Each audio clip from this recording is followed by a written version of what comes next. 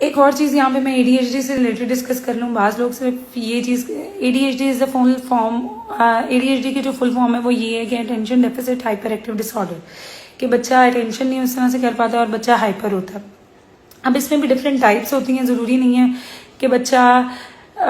Hyper नहीं है और बस वो फोकस नहीं कर पा रहा है, क्योंकि अब कई लोग सिर्फ इस चीज़ को ले लेते हैं, नहीं ये तो मतलब कि हाइपर तो नहीं है जिस तरह से ADHD के बाकी बच्चे होते हैं। तो उसमें हाइपर एक्टिविटी का मतलब ये है कि बच्चा किसी एक चीज़ पे फोकस नहीं कर पा रहा है, तो वो भी उसकी उस एक्टिविटी पे हाइपर एक्टिविटी है कि वो उस पर नहीं कर पा रहा है रिस्पॉन्स उस तरह से जिस तरह से उसे करना चाहिए। वो एक जगह पे आराम से उस तरह से बैठ नहीं पा रहा। वो जब आप उसे 15-20 मिनट का एक होमवर्क करवाने के लिए बैठते हैं, वो 15-20 मिनट एक अटेंशन एक चीज़ पे नहीं दे पा रहा। तो बेसिकली अटेंशन और फोकस के इश्यूज होते हैं, या हाइपर एक्टिविटी भी अगर बहुत एक्सट्रीम पे चली जाए तो ये होती। अगर ADHD के सिवियर केसेस हों तो बच्चा हिटिंग पे भी आ जाता है, बच्चा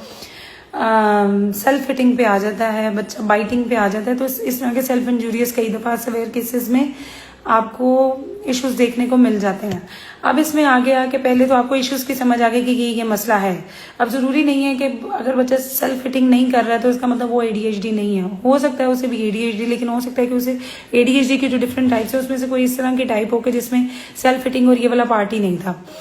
तो सबसे पहले तो ये वाली चीज़ देखनी है कि आपके बच्चे को कौन सी चीज़ है। लेकिन हाँ, हर बच्चे ADHD बच्चे में जो एक मसला बहुत कॉमन होता है वो ये कि वो प्रॉपर तरीके से फोकस नहीं कर पाता, ज़्यादा देर के लिए एक चीज़ पे अटेंशन नहीं बच्चा कर पाता है। तो इसके मतलब, और इसके लिए भी आपको प्रिमिटिव रिफ्लेक्सेस पे काम करना पड़ता है। इन बच्चों के भी प्रिमिटिव रिफ्लेक्सेस में इशू होता है, मतलब कि उनके वो वाले प्रिमिटिव रिफ्लेक्सेस जो with the passage of time जैसे जैसे बच्चे की डेवलपमेंट होनी थी, बच्चों के इंटीग्रेट होने थे, वो उस तरह से इंटीग्रेट नहीं हो पाए, जिससे उनके फोकस में मसला आ रहा है, जिससे बच्चा इमोशनली रेगुलेट नहीं कर पा रहा कि मेरे इस सेक्शन से दूसरा बंदा इरिटेट हो रहा है, या इस मेरे इस सेक्शन से दूसरे बंदा इतना ज़्यादा एंग्जाइटी में आ सकता है, या वो बच्चा या मेरे इस एक्शन से कोई बंदा कितना हर्ट हो सकता है। तो ये भी अगर प्रिमिटिव रिफ्लेक्सेस आपके बच्चों के रिटेन रहें, इंटीग्रेट ना हो पाए, तो ये वाली चीज़ों के मसले मसाइल फोकस से रिलेटेड भी आते हैं, जो कि ऑटिस्टिक बच्चों में भी हो सकते हैं, CP के साथ बच्चों में भी हो सकते हैं, ADHD के साथ बच्चों पे भी हो सकते हैं। तो एक जो चीज़ जो पाकिस्तान में सबसे ज़्यादा इग्नोर की जा रही है वो प्रिमिटिव रिफ्लेक्सेस की डोमेन ही है, कि इस चीज़ पे कोई भी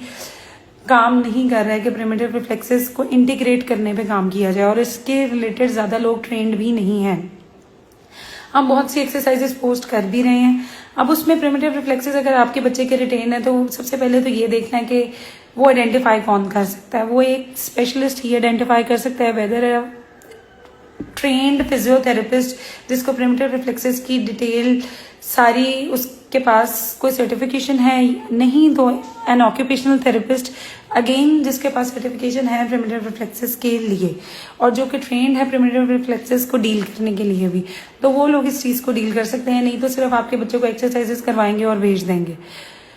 सबसे पहली जो सी चीज़ इसमें इंपॉर्टेंट है प्रिमिटिव रिफ्लेक्सेस पे काम करने के लिए भी, वो भी अगेन ये है, सबसे पहले तो ये चीज़ आपके बच्चे की रूल आउट करना कि आपके बच्चे के प्रिमिटिव रिफ्लेक्स कौन कौन सा रिटेन्ड है, कौन कौन सा उसका प्रिमिटिव रिफ्लेक्स जो कि with the passage of time जैसे जैसे उसने डेवलप होना था उसकी बॉडी में से